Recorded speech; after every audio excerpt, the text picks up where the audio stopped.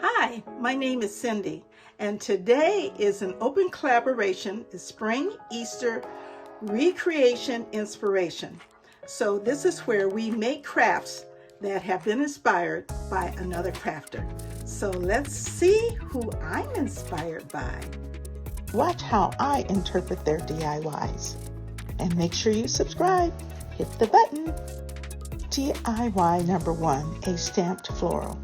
The supplies needed include watercolor paper, Ivy acrylic paint, black ink pad, butterfly stamp, a floral stamp, a picture frame, an acrylic block, an embosser, and an embossed folder. Okay, these DIYs were all inspired by Angel Nicole. She shares budget-friendly DIY home decor tip and DIY hacks. And she did something like this, but hers was on a piece of fabric. So be sure to check out her channel. My first spring DIY is a floral stamp watercolor paper with a butterfly. So I took some watercolor paper, which I already had, and I cut it to the size that would fit the frame here. In fact, I cut 3 pieces, and this was just in case I needed to redo or stamp something else.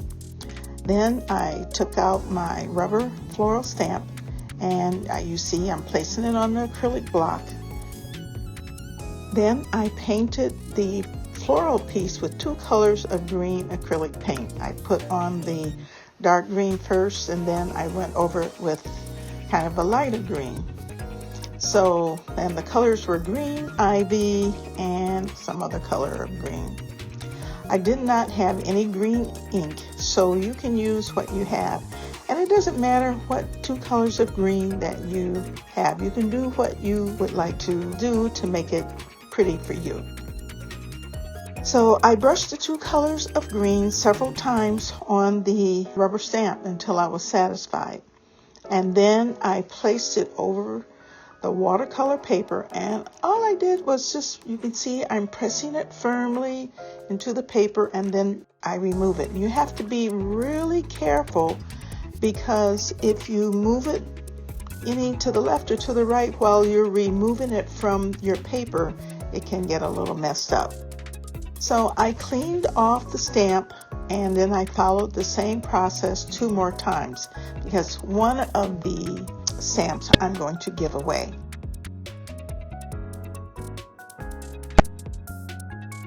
Now it looked a bit lonely, so I found a small butterfly, and I put that at the top of the floral. Then once it was all dry, I put it in my embosser.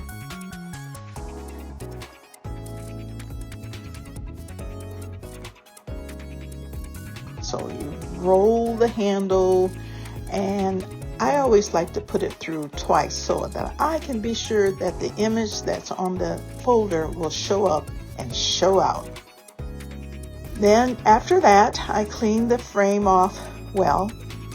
It had a sticker on the back, and I got the frame from Hobby Lobby while it was on sale, and I think it was around $3.97, which is fine, because you will see in the future I will use this for a lot more of my DIYs. That's my thing this year. I don't want to spend a whole lot of money at Dollar Tree or any of the other stores, so I have a Dollar Tree basically in my house. So you will see me use a lot of what I already have. The floral stamp paper with the butterfly is placed between 2 pieces of glass and into the black frame. Now this is so serene, beautiful, and minimalistic, and I love it. So let me know what you think about this one. Now, Recreation Inspiration is hosted by 6 kids and a glue gun and Crafty Art Shack. And the guest host is CJ DIY. These women are not only great crafters, but they're beautiful, helpful, and kind. And you just got to go to their channel and check it out and see what they've been making for the last few months. And be sure to subscribe, like, save, and comment on their channels. The link to their channels is in the description box below. Now, there are other crafters that are eager to show you their crafts too, so please support us also. The link to the playlist is in the description box. DIY number 2, a wooden stenciled carrot. This kind of takes me back to when I was in grade school. They were, I guess, trying to get us to eat our vegetables, and so they would have us to color vegetables which had faces and all this kind of stuff to them. So, but I'm not going to do that, but what I will do is show you what supplies are needed with this one. You need a wooden carrot, a wooden frame, stencil, white and a green acrylic paint, whatever kind you have in your stash, ribbon, a metal welcome sign, and some antique wax. Now, Angel Nicole stenciled a bunny in a frame, and it was so pretty. I just loved the way she did it. I did similar, but I stenciled a carrot, and I took some antique wax and rubbed it on the front and back of the carrot. Then, I wanted to make sure that I didn't put too much on there, so I just took a paper towel and wiped some of it off so that it wouldn't be too dark. Now, the stencil is from Top Notch, and I found that at Joann Fabrics. And hopefully we'll have a Joann Fabrics in the future, or maybe somebody will take it over because they filed for bankruptcy, I think it is. How sad. So I laid the stencil over the carrot and put a light coat of white paint over it. And then I removed the stencil, and you got to wipe it off because I needed to move it to the bottom area. And when I did that, I just kind of lightly pounced the paint over the bottom surface, as you can see. And when I removed the stencil, it looked beautiful. Now, as you would have it, this carrot had a jute rope on it that you could just hang the carrot by itself. Well, I stenciled the wrong side at first, and then I had to stencil the opposite side. So that's okay. The top of the carrot was painted with 2 colors of green, and going over with one color of green and then again with a lighter shade of green. Then I made a messy bow, and I was not really into the messy bow, but I think it works for this carrot.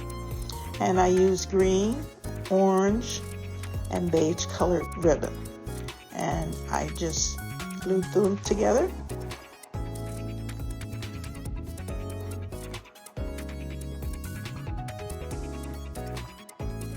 And then I had a gold bow, and I just hot glued that on top of that. As a crafter, you just learn to roll with the program and come up with plan B. A metal welcome sign was painted white with white chalk paint. Now, I will have to say, it took several coats to cover the metal. So the next time what I'll do, I will just use a white spray paint. And it doesn't matter if I want to spray it another color, you can just spray over the white. Or what I did find out, you can just take a fingernail polish remover and it will remove the paint.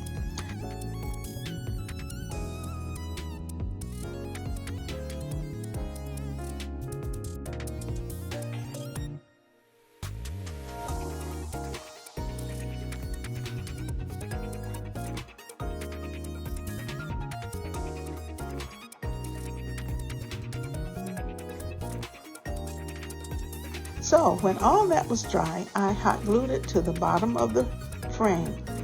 Now I ended up putting it at an angle because it didn't fit the frame going vertically.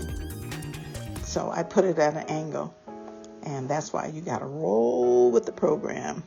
And then I just put the welcome sign at the bottom. And this looks so beautiful as a welcome door sign, or you can just put it anywhere else in your home that you would like to. I think it is so cool. Let me know what you think.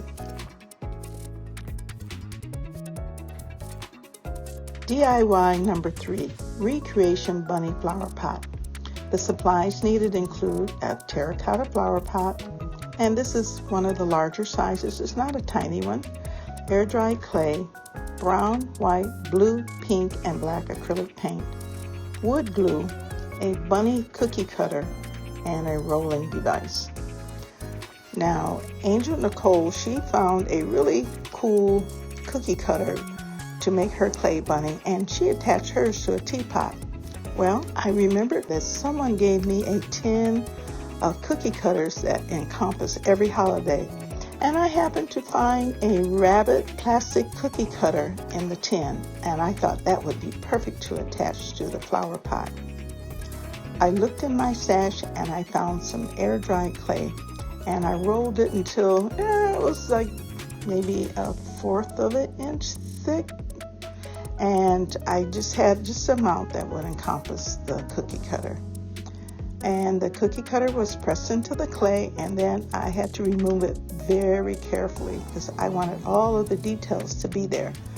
And then at that point, while it's still soft, I glued it to the flower pot with wood glue.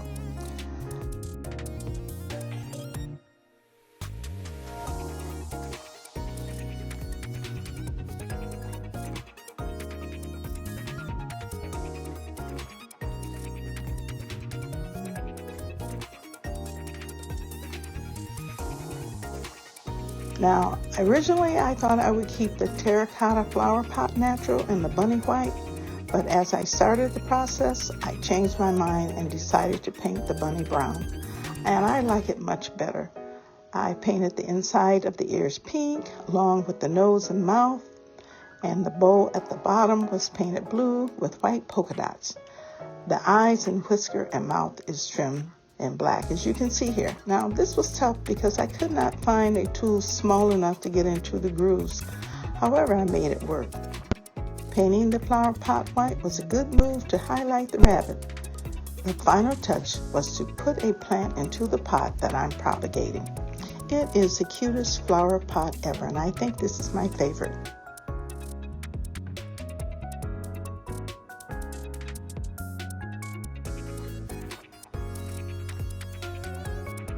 The last DIY, number 4, is spring clothespin page holders. That's what I'm going to call it anyway.